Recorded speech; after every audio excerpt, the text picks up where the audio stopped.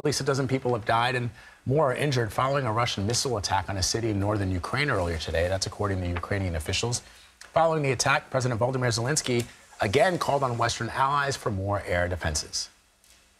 James Waterhouse with our partners at the BBC is following all this from Kyiv and joins us now. So, James, what more can you tell us?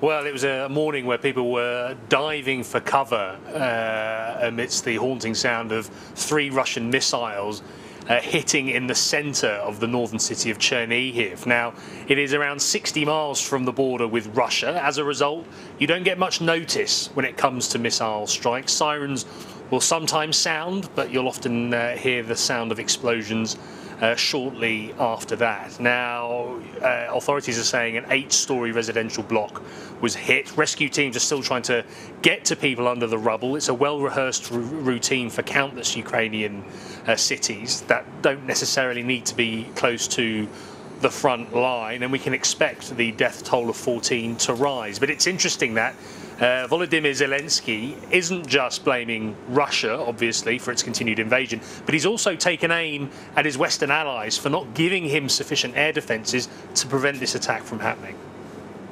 And the attack came hours after reports of a Ukrainian strike on a Russian military airfield in occupied Crimea. What are we learning about that?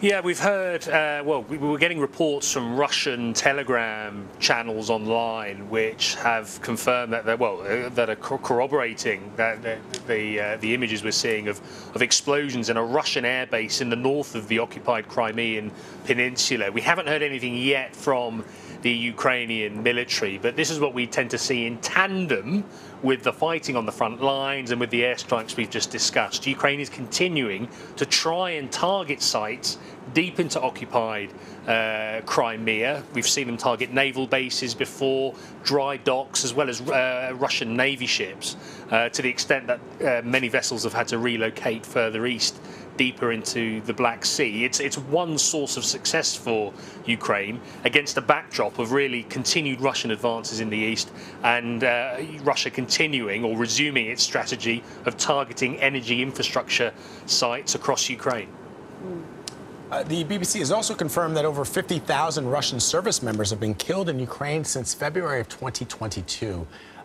So what does that show? What does that tell you about Russia's war efforts?